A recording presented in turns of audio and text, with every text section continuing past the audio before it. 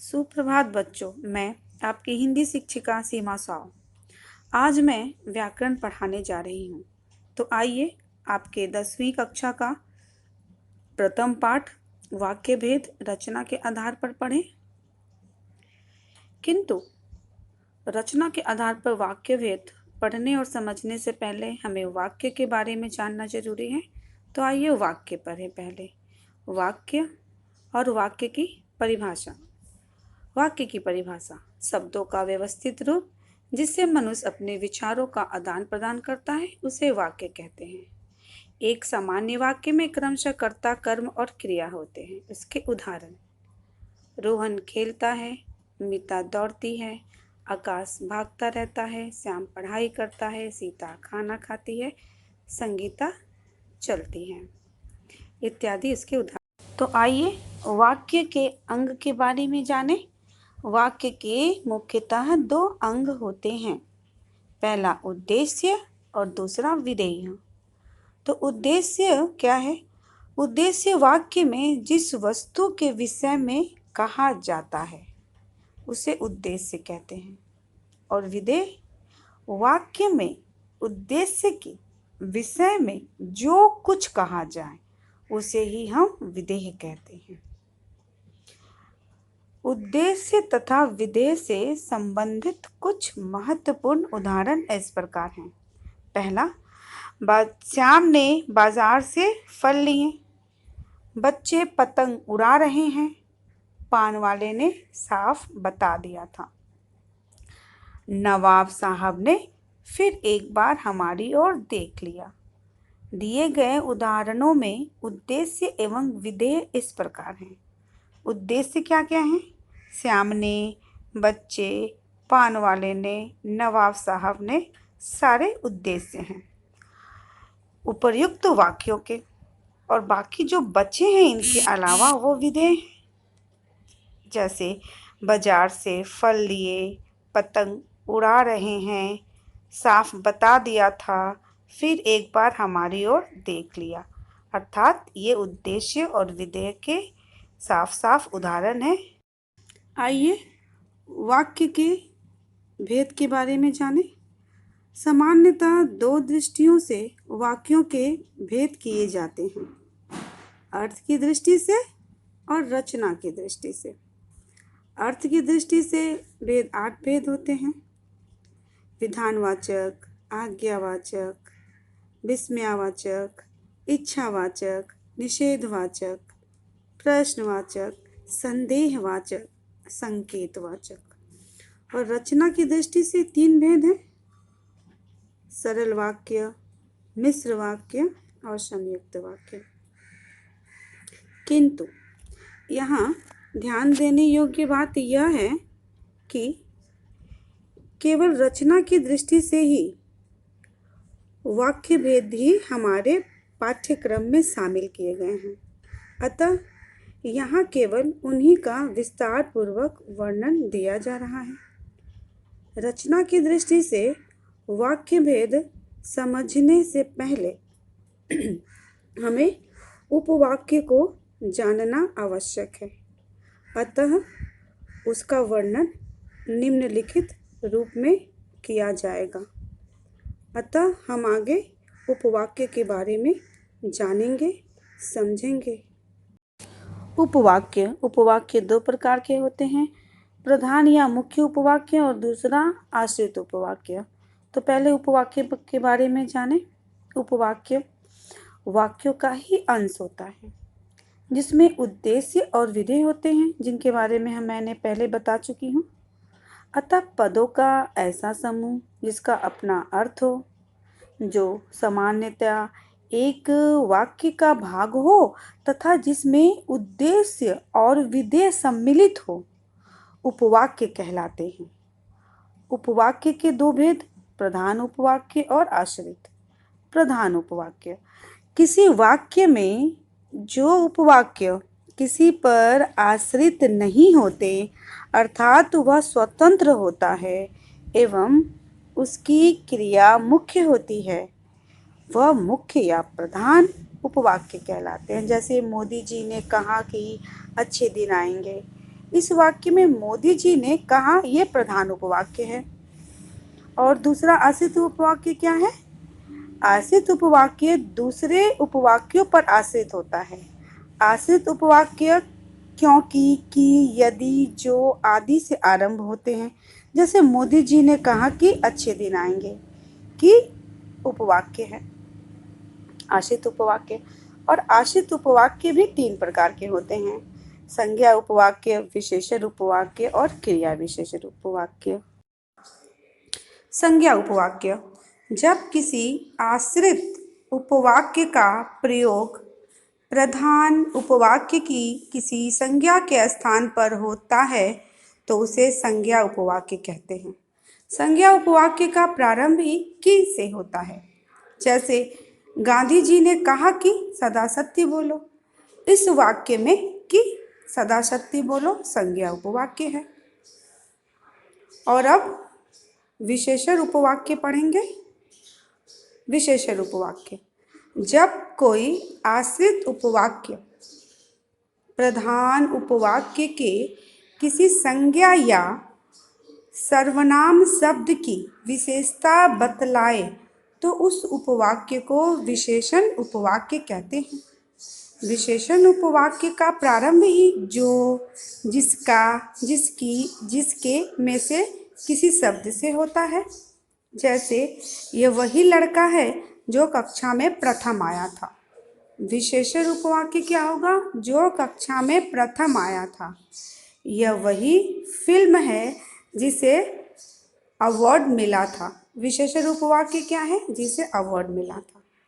अब क्रिया विशेषण उपवाक्य: जब कोई आश्रित उपवाक्य प्रधान उपवाक्य की क्रिया की विशेषता बतलाए या सूचना दे उसे आश्रित उपवाक्य को क्रिया विशेषण उपवाक्य कहते हैं। देखो, क्रिया विशेषण उपवाक्य क्या क्या है? यदि, जहाँ, जैसे, यद्यपि, क्योंकि, जब, तब आदि में से किसी एक शब्द से शुरू होता है। जैसे यदि मोहन मेहनत करता तो अवश्य उत्तीर्ण होता। क्रिया विशेषण क्या है इसके?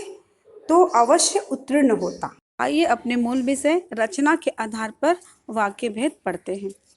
तो रचना के आधार पर वाक्य भेदों को 3 भागों में बांटा गया है: साधारण वाक्य या सरल वाक्य, दूसरा मिश्रित वाक्य और तीसरा संयुक्त वाक्य। तो ये तीनों रचना के आधार पर वाक्य भेद हैं। तो पहला हम पढ़ेंगे सरल वाक्य। सरल वाक्य के नियमों को जानेंगे और उसकी परिभाषा समझेंगे। सरल वाक्य नाम से ज्ञात होता है जो वाक्य छोटा हो, जिसमें एक उद्देश्य और एक विधेय हो, वह सरल वाक्य होता है। उदाहरण देख लें। जैसे राम ने तीर मारा। इस वाक्य में राम ने उद्देश्य है और तीर मारा विधेय। एक अन्य उदाहरण देखिए। श्रेया कक्षा में प्रथम आई। इस वाक्य में श्रेया उद्देश्य है और कक्षा में प्रथम आई विधेय। दूसरा है संयुक्त वाक्य। संयुक्त वाक्य की परिभाषा और उनके नियमों को भी जानें। संयुक्त वाक्य की परिभाषा। संयुक्त वाक्य: इस वाक्य में 2 वाक्य समानता के आधार पर समानाधिकरण समुच्चय बोधकों जैसे और, परंतु, एवं, तथा, किंतु, वरना या अतः, लेकिन, बल्कि से आपस में जुड़े होते हैं। उदाहरण के लिए, हमने कल दाल, भात और रोटी बनाई थी। इस वाक्य में अव्यय शब्द से 2 वाक्य आपस में जुड़े हुए हैं, अतः यह संयुक्त वाक्य है। इसके उपर्युक्त नियमों को ध्यान देना होगा। अब तीसरा है मिश्र वाक्य। मिश्र वाक्य की परिभाषा और उसके नियम इस प्रकार है। मिश्र वाक्य: इस वाक्य में एक प्रधान उपवाक्य होते हैं और दूसरा आश्रित उपवाक्य होता है। इसलिए आपको पहले आश्रित और प्रधान उपवाक्य के बारे में बताया गया था। तो अब क्या है? यह आपस में व्याधिकरण समुच्चय बोधक, ये व्याधिकरण समुच्चय बोधक के उदाहरण है। जैसे क्योंकि, इसलिए, यदि, तो, यद्यपि, तथापि, ताकि, जिससे, मानो शब्दों से जुड़ा होता है। जैसे देख लें, पिताजी के चित्र को देखकर लगता है मानो वह यही है। तो अब हम रचना के आधार पर सरल वाक्य का परिवर्तन करेंगे। इसके पहले हम लोगों ने वाक्य के बारे में, उपवाक्य के बारे में जो जाना, जो समझा, उसके आधार पर हम यह परिवर्तन आसानी से कर पाएंगे। तो सरल वाक्य से संयुक्त वाक्य में परिवर्तन इस प्रकार है। सरल वाक्य है, राधा नाचती गाती है। इसका संयुक्त वाक्य है, राधा नाचती और गाती है। दूसरा सरल वाक्य का उदाहरण है, मोहन हंसकर बोला। इसका संयुक्त वाक्य होगा, मोहन हंसा और बोला। तीसरा सरल वाक्य है, तुम पढ़कर सो जाना। इसका संयुक्त वाक्य में परिवर्तन होगा, तुम पढ़ना और सो जाना। चौथा सरल वाक्य है, अंकित की कलम छूटकर गिर गई। इसका संयुक्त वाक्य क्या होगा, अंकित की कलम छूटी और गिर गई। पांचवा सरल वाक्य है, बादल घिरते ही मोर नाचने लगे। इसका संयुक्त वाक्य होगा, बादल घिरे और मोर नाचने लगे। तो ये सरल वाक्य से संयुक्त वाक्य का था। अब है सरल वाक्य से मिश्र वाक्य। तो जाने इसके परिवर्तन को भी। सरल वाक्य, देश के लिए मर मिटने वाला सच्चा देशभक्त होता है।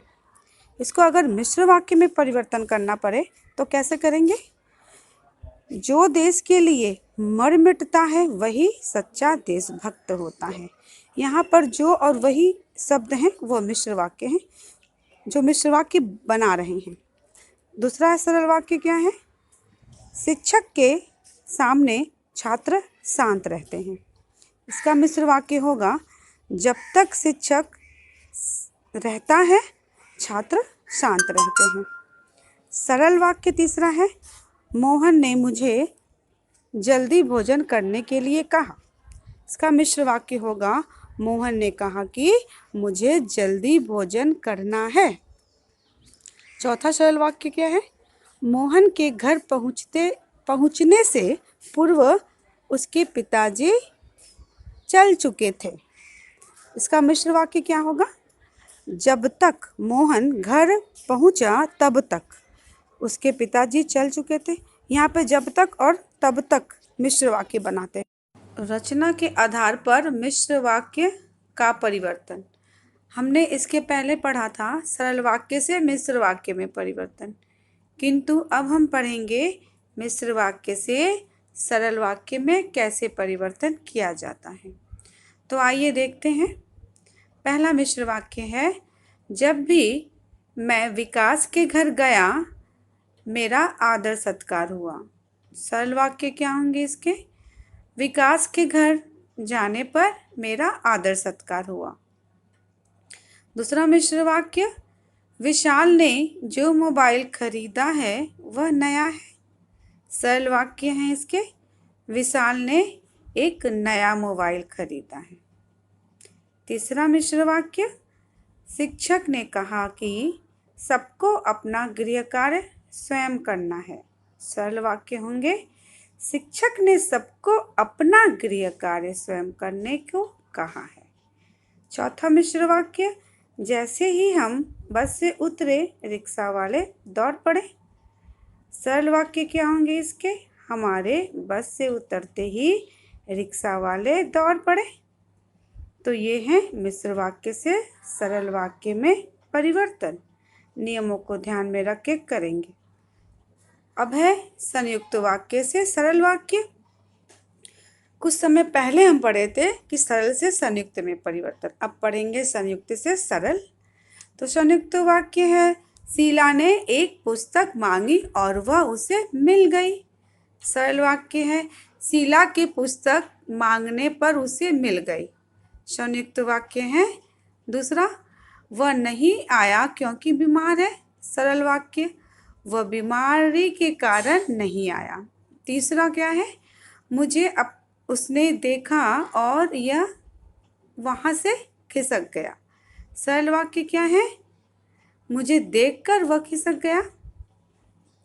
चौथा संयुक्त वाक्य, रात के 12 बजे थे और मैंने पढ़ना बंद कर दिया।